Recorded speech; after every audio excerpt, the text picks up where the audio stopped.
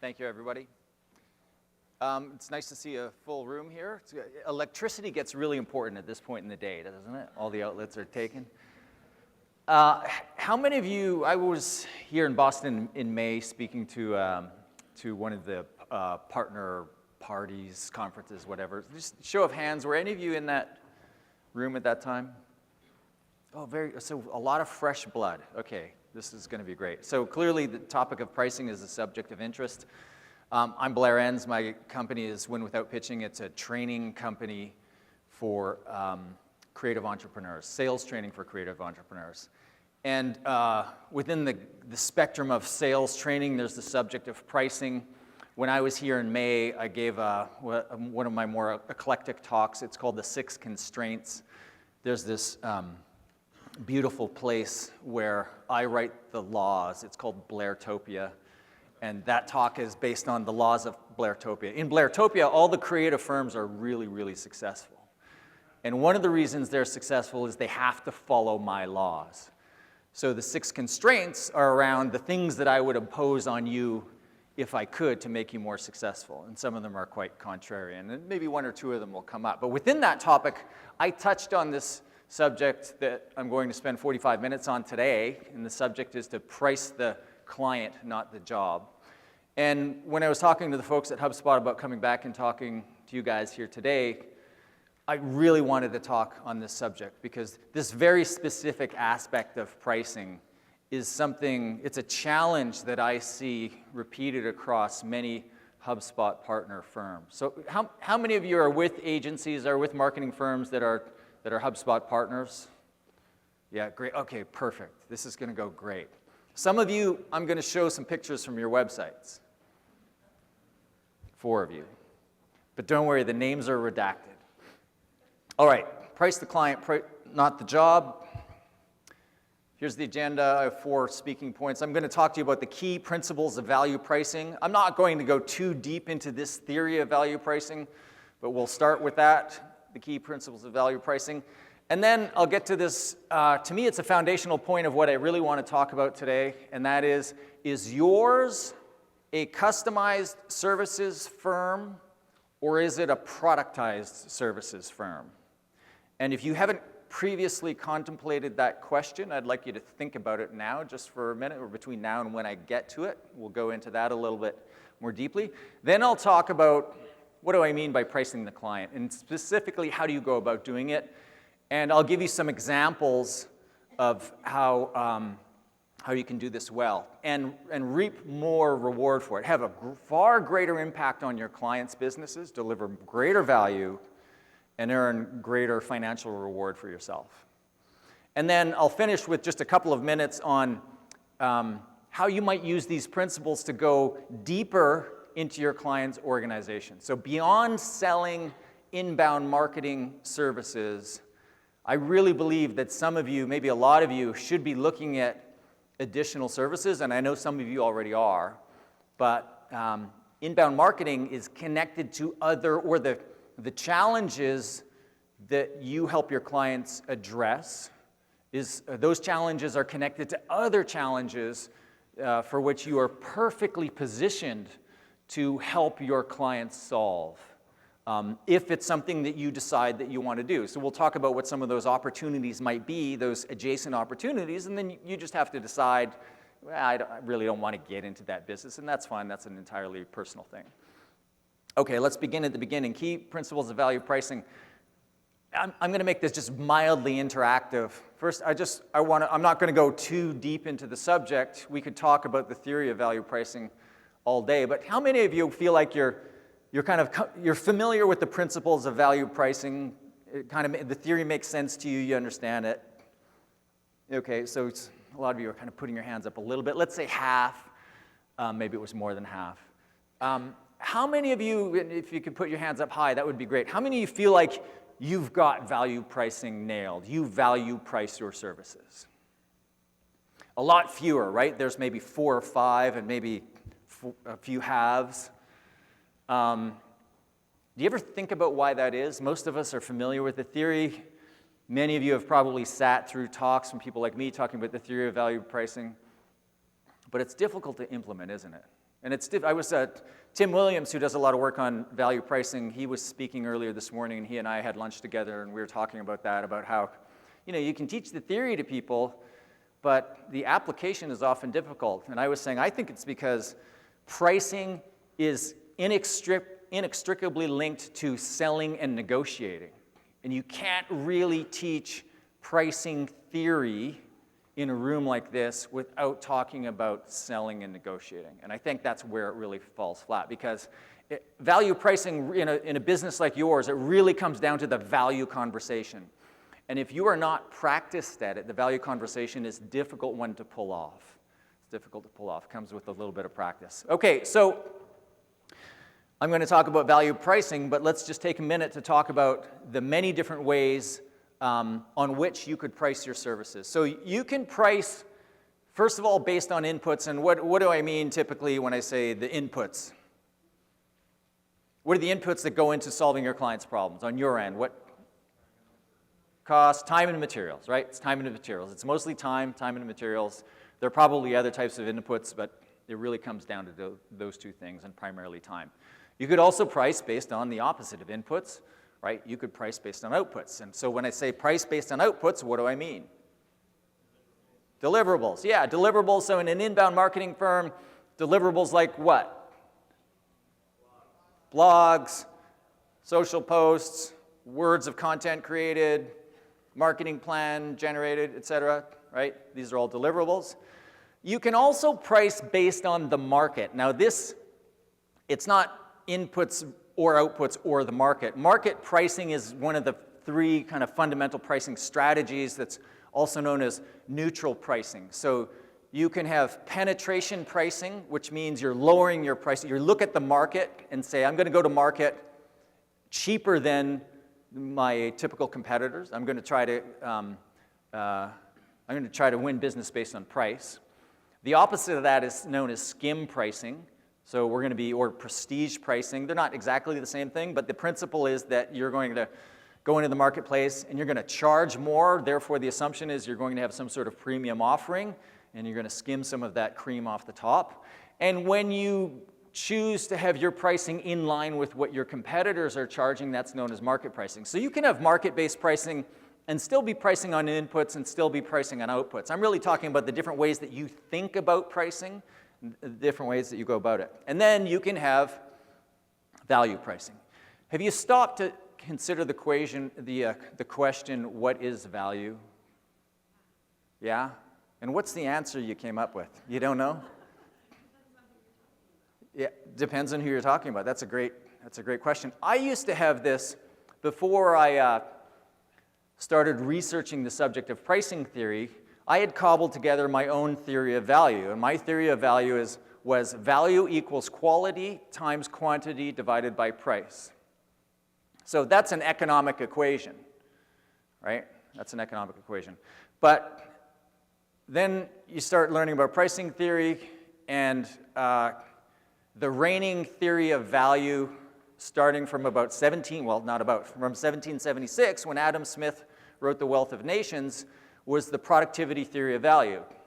You value something based on the amount of labor or inputs it takes to create it. That's the value, right? And that reigned for almost 100 years until the Austrians got a hold of it. And then three different economists at about roughly the same time arrived at what's known as the subjectivity theory of value, that says all value is subjective.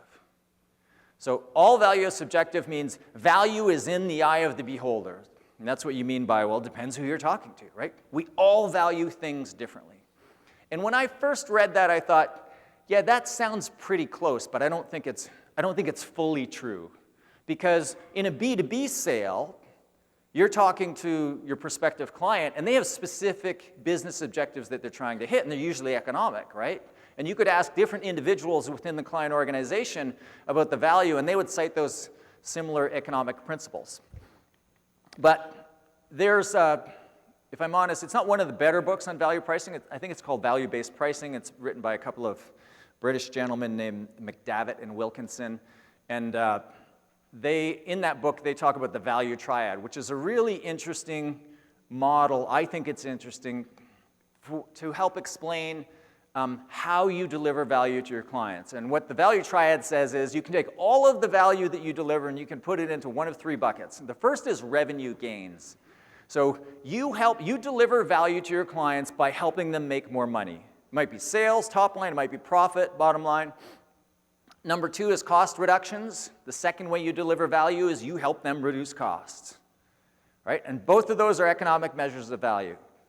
The third area is the really interesting, murky area known as emotional contributions to value. This is highly personal and highly subjective. So companies don't buy from you, people do. You're dealing with the person who is charged with hitting certain economic goals or delivering certain economic value, drive sales to a certain point, or drive costs or the cost of acquisition down to a certain point. Those are economic, right? Revenue gains, cost reductions. But that person is a human being, and they're going to make their decision based on things other than those two economic drivers. They're going to make decisions based on the prestige of your firm, maybe. Some individuals will, some individuals don't care, right? You're the famous firm that everybody's talking about. It's really important that they work with you. They're going to make their decision based on how you make them look to their boss, right? They're going to make their decision based on how much work you are able to take away from them and how much peace of mind you are able to deliver to them. They're going to make their decision based on some sort of risk equation that says you're the risky option or you're the less risky option. All of those are emotional contributions to value. And I finally accepted that all value is subjective when I saw that emotional contributions to value are essentially magnifiers of economic value. They're magnifiers. They're not only magnifiers of the value, they are magnifiers of the split. Because we'll get to this point in a few minutes, but at some point, once you determine the value you might deliver to your client, then you have to talk about price. And that price discussion is essentially, what is a fair share for me of the economic value that I will deliver to you? So the greater the emotional contributions to value, the greater the share the client is likely to let you take. Does that make sense? So if this is true, if all value is subjective, then it stands to reason that when it comes to pricing, you should be pricing the client and not the job or the work. So that's what I wanted to talk to you about today. The importance of, let there be light, the importance of pricing the client. So it's called price the client, not the job. That is, to me, the first rule of pricing. We'll talk about rules 2 and 3. I'm going to describe a client to you. I'm going to describe a little bit about a client or what a client needs. And then I want you to take about 30 seconds and think to yourself what you would charge this client. Think about what you would do and what you would charge this client, and you're free to come up with a range, because whenever you're pricing, you should be thinking in ranges and you should be talking in ranges. So the client is somebody who all they want is as many good quality leads as they can drive. So they're through their website. They want to drive as many quality inbound leads as possible. So that's point number one. Point number two is they want you to take care of the details. So they want you to create the content. They want you to create the marketing funnel. They want you to build the landing pages.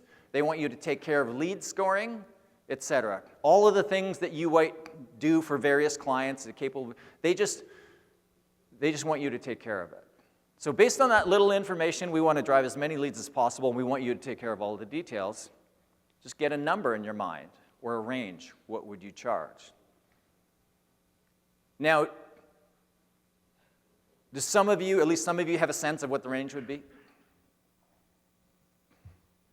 Nobody? 7 to 10,000. Anybody else? 30,000? A month? Anybody else? Do I hear 40?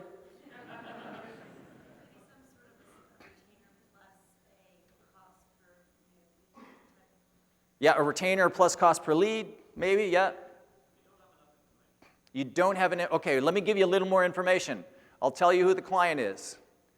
It's Buff Whelan Chevrolet.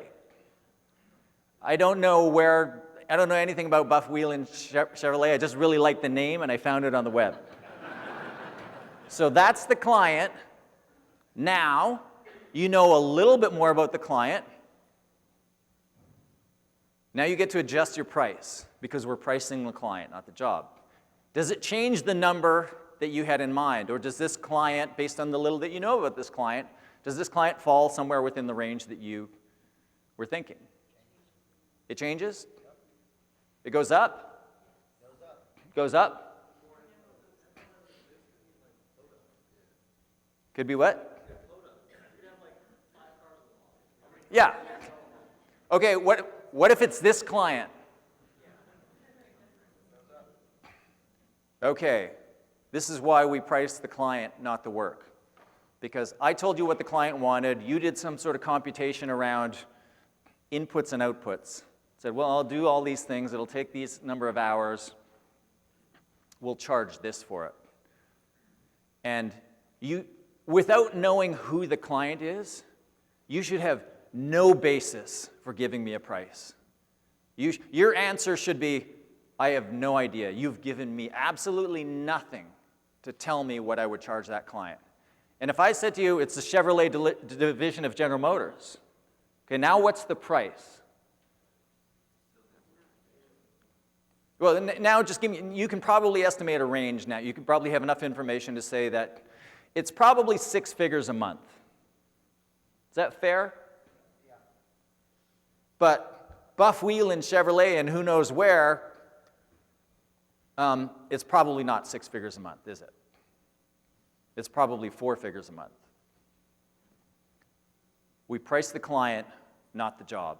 And this is a common error that I see among HubSpot partners. There's so many assumptions made, and the assumptions are made based on inputs and outputs, without stopping to think about who the client is, what the client... We haven't even discussed what the client values, but we get a sense of the scale, of the economic value of the problem we are now being hired to solve, right? Now these are multi-million dollar, probably 8 or 9 figure problems. And if you do the same amount of work for Buff Whelan as you do for the Chevrolet division of General Motors, and you yield the same results in terms of percentage increase in sales, do you think you should be paid the same price? Hell no. The second rule, so that's the first rule of pricing, is you always price the client, not the job. And it's just so easy to go inputs, outputs, bang, here's what it's going to cost you. And you're leaving so much money on the table. So much money on the table. Let's talk about the second rule of pricing. The second rule of pricing is always offer options. I think most of you are probably pretty good at this already. All right, so this is a stick. Well, it's not a stick. It's a picture of a stick. I want you to tell me the length of the stick. Not as you're seeing it on the screen. This is a projection. I want you to look at it and tell me, in real life, how long is that stick? 4 inches? Do I hear 5? Do I hear 40? 40? The answer is the same as the previous question. You don't know. Why don't you know? There's no context. And this is an incredible piece of insight. Human beings cannot subjectively perceive absolute values. You can't look at something and say, this is that long. You can't say something is this bright, this dim, this light, this dark, even this. I can convince you that light is heavy. I can convince you that expensive is inexpensive, as long as you allow me to control the comparisons. So all value is subjective, point number 1. Human beings cannot subjectively perceive absolute values, point number 2. Put that together, and what that means is your client can't look at a proposal for $10,000 a month and say, yes, that's worth $10,000 of value. That's worth it. He has to do something. What does he have to do? Sorry? He has to compare.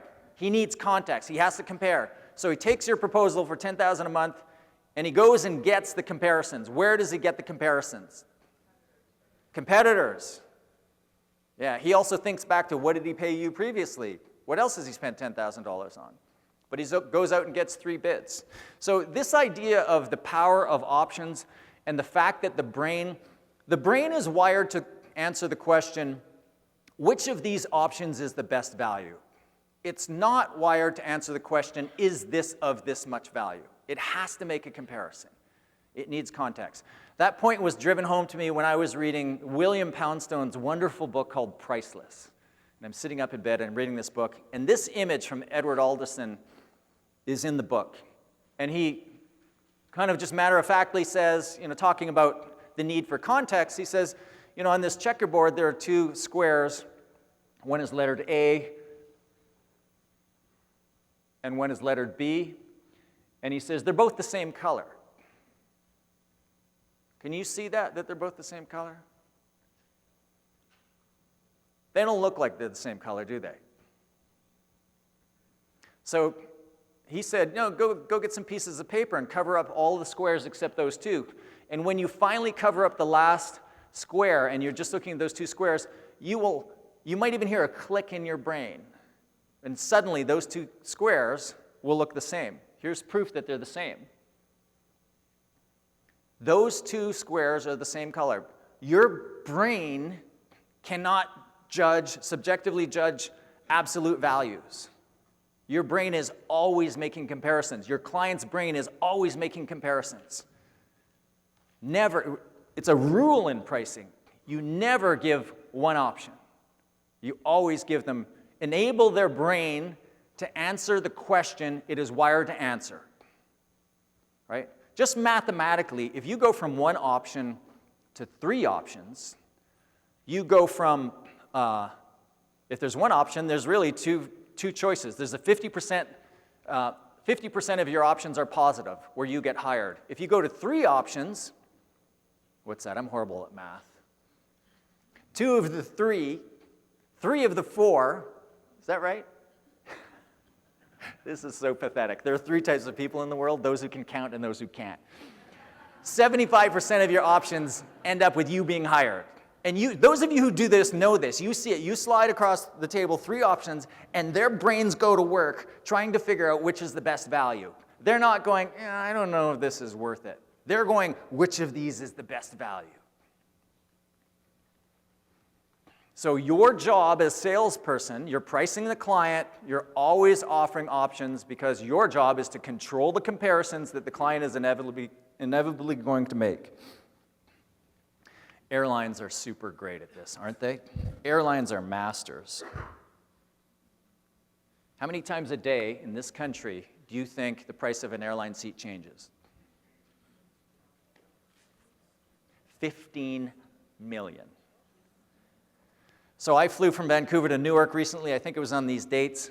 And look, I could have paid $537, or I could have paid $3,300. 6 times more. And you think you're on a plane, everybody on that plane is, for the most part, paid a different price, often orders of magnitude different, because they all value different things. Some of them are price buyers who just absolutely, they'll give up everything. They'll give up every luxury. They'll give up the ability to board early. They'll give up the ability to bring extra luggage. They'll give up peanuts. They'll give up oxygen. They're willing to hold their breath, right? They'll give up and some of you have clients like this, right? These are known as price buyers. They don't care about the value. They just want the cheapest price. And the mistake we make in the agency business is we give the same price to the same people, regardless, like forget about options for a second. We put the prices in front of them, and we don't think about whether this is a price buyer, what they value, or whether this is really a value buyer, first-class buyer. Basically, all your clients fly first class. So airlines are great at this. They segment their customer base. They always provide a minimum of 3 options. The psychology of choice says some people need choice. They really only need 2 choices. But if I give you 2 choices, if I give you a cheap choice and an expensive choice, you're going to choose the expensive choice X% of the time. And if I add a cheaper choice, that percentage of time that you choose the expensive one is going to go down. If I add a more expensive one, I can't count, I can't control my digits. If I add a more expensive option, the percentage of time that you choose the previously most expensive option goes up. So as a rule of thumb, you always want to offer 3 options. Airlines are great at this.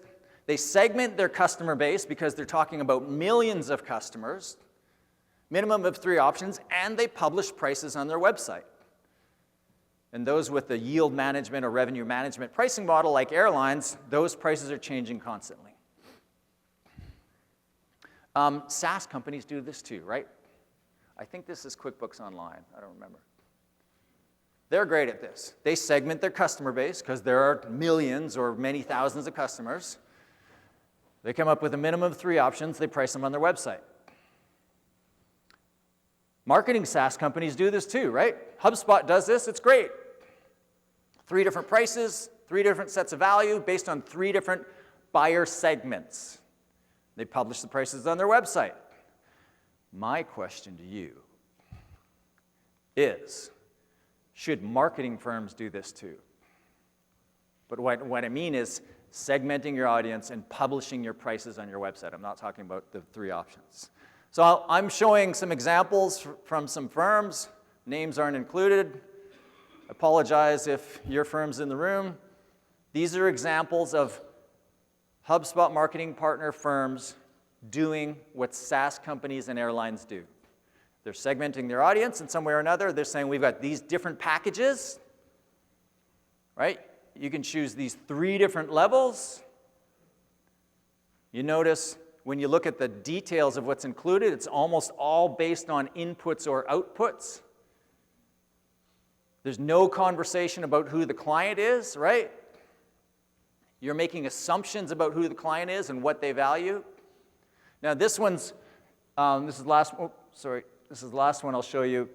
At least they've got this down here. Build your own inbound marketing package. Don't see everything you're looking for. But again, this idea of looking for really speaks to outputs, doesn't it? So I think you know where I'm going with this. Should marketing firms be pricing this way? Well, that depends. It's not an absolute no. That really depends. And it depends on the answer to this question. Is yours a customized services firm or a productized services firm? So let's help you decide. A customized services firm typically has between 8 and 12 active clients. A productized services firm has dozens or even hundreds of active clients. In a customized services firm, the principal is typically, it's not mandatory, it's not even necessarily desirable, but the principal is typically active in the business. In a productized services firm, the principal is focused on the business and not in the business. In a customized services firm, again, it's typical, the principal is involved in selling. And in a productized firm, the principal's not actively involved in selling. In a customized services firm, you've got team selling. So it's consultative selling. You might have a dedicated business development person doing the legwork, and then you bring in the closer to close. The closer might be the principal. It's most like a technical sale.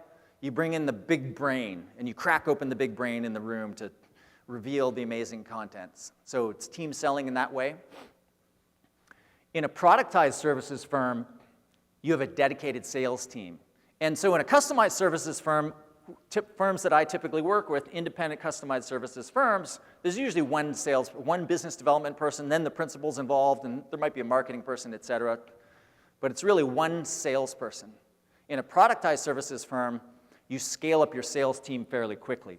And it's a different type of salesperson. It's more of a transactional sale. You kind of play them off against each other in a positive way. A few other attributes of both of these. Higher margins and fees for sure on the customized side in exchange for higher volume on the productized side. It's a consultative sale in a customized services firm versus a transactional sale. Entirely different salespeople. Entirely different salespeople. Entirely. There's far less commoditization on the customized side. On the productized side, there's all kinds of, you feel, if you're productized or being pushed towards a productized model, you feel the forces of competition every day. Everybody's copying you, right? Or maybe you're copying others. A customized services firm is really difficult to scale. I wrote an article on this not too long ago. The answer to the question, I think Lee Clow or Jay Shyatt asked the question, how big is too big? In a creative firm, how big is too big? And my answer is 2 offices is too big, typically. Customized services firms and creative firms in particular have a hard time scaling past 1 office. It's not impossible, it's difficult. Productized services firms are built to scale. They're built for scaling. In a customized services firm, you have a less leveraged HR model. You have a whole bunch of expensive people running around because you're really selling the contents of their big brains. In a productized firm, it's more about the codification of systems and processes. And as the people change, that's okay because you're probably pretty good at training. Here's how it works. Get in, do your job, go. And they tend to be less expensive than a consultative firm. This is a really important point here. In a customized services firm, yours is a culture of innovation and adding client value. In a productized services firm, yours is a culture of efficiency. The timesheet rules. We don't have enough time to talk about this today, but you can't have both. You cannot have a culture of efficiency and a culture of innovation. Innovation comes at the cost of efficiency. In a customized services firm, you exit via an employee sale, a sale to an employee typically, or you wind it down. Or, some of you were with me in May, how do you exit from your firm? Death. That's one of the constraints in Blairtopia. You can never sell your business, and you can never retire. You just think about that. That's an aside. You just think about that. If I could make that possible for you, if I made that a law of physics in your life, you would thrive because of it. Because you would have to make all kinds of changes, wouldn't you? About your business and about your life. Think about that. So that's how you exit in a customized services firm. In a productized services firm, you're far more likely to exit via an external sale. So my question to you is, are you caught in the mushy middle? Are you a bespoke services firm with high fee, high margin, big brain people sitting down with clients saying, tell me what's going on in your business, tell me about the objectives, the conditions we're trying to improve, etc. And having these deep conversations, not thinking about inputs or outputs yet? Or do you have a rack of products that you're selling? You need to make a decision. Most marketing firms are customized and should be. Did I show no, not yet. Why? Because every firm is unique, every client is unique, every client sees their situation as requiring specific situations. Everybody values something different. Your client is interested in, revenue gains, cost reductions, and the big murky area of emotional contributions to value. They're not interested in number of posts, right? That's a means to an end. But, and here's the problem, and I'll use this term broadly, SaaS VARs, what I really want to say is HubSpot partners.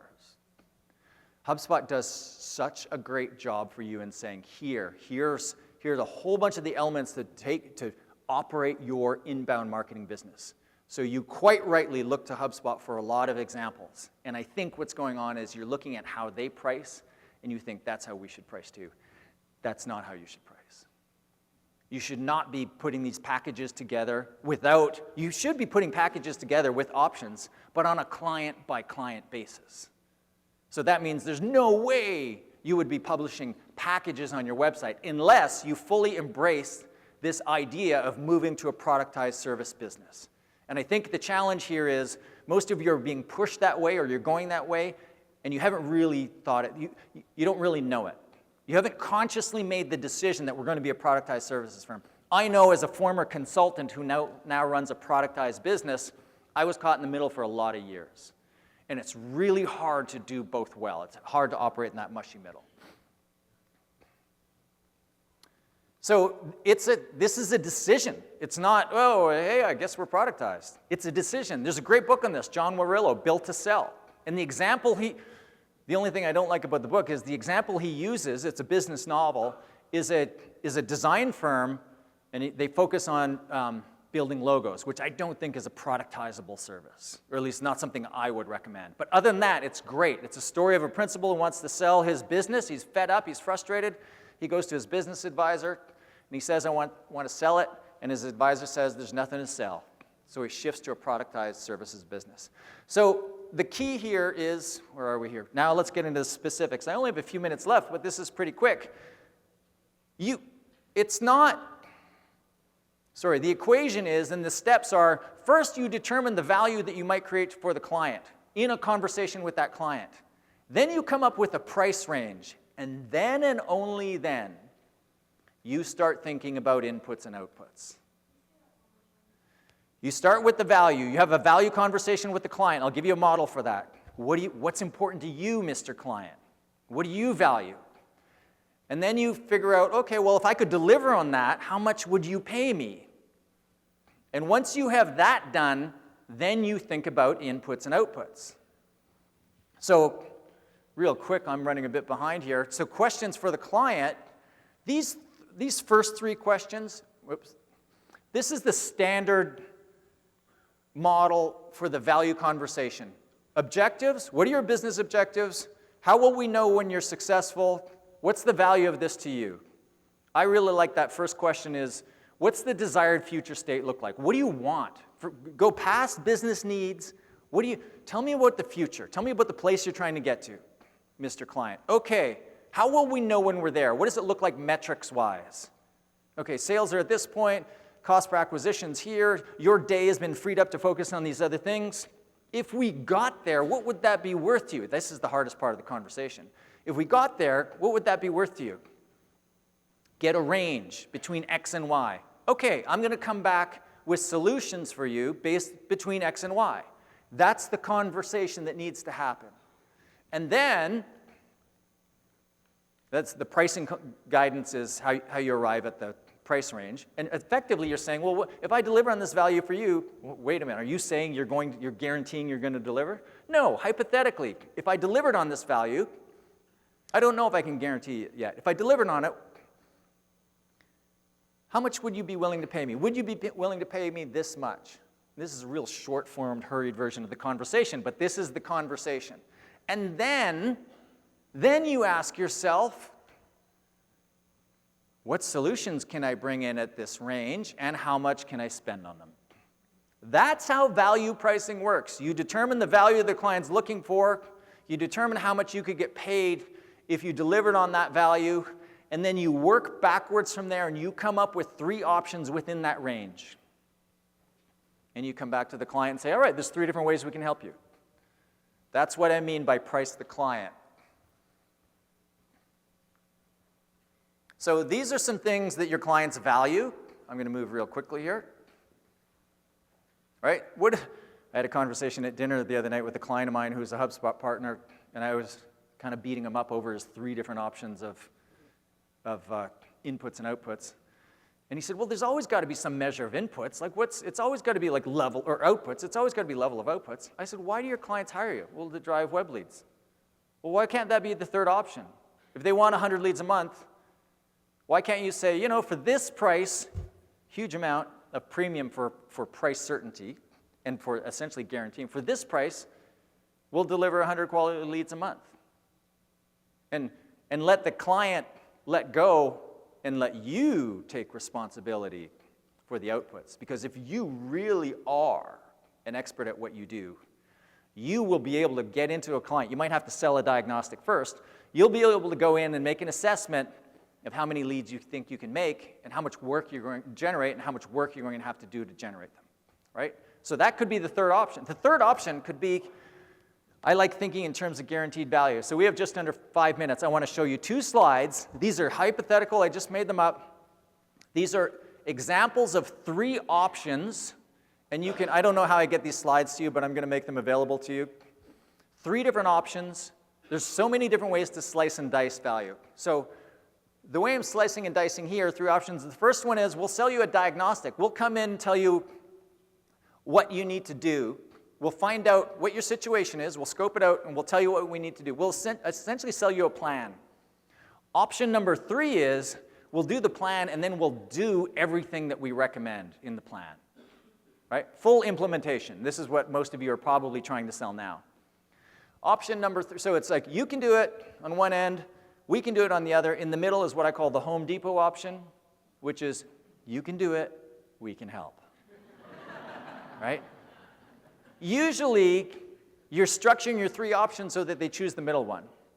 But you're putting this together based on the things that this client values. An entirely different client. Have you ever sold against in-house resources?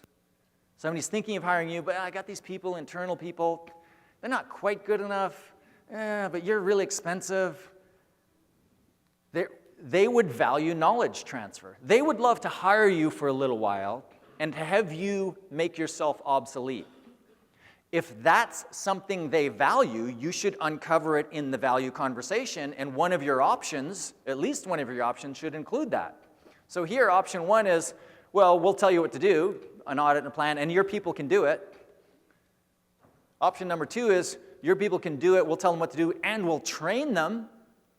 Option number 3 is, we'll tell them what to do, we'll train them how to do it, and we'll offer oversight. We'll chair the monthly marketing meeting, we'll review, whatever you want.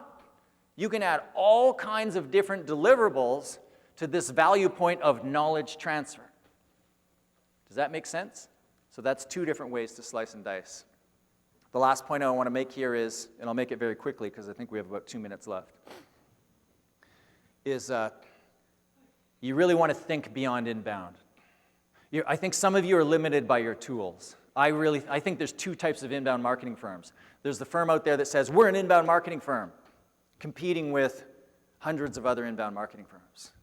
And then there are a lot of my clients who are HubSpot partners who run highly specialized businesses, either specialized in a vertical or a discipline, and they use inbound. They use HubSpot, and they recommend and support HubSpot for their clients.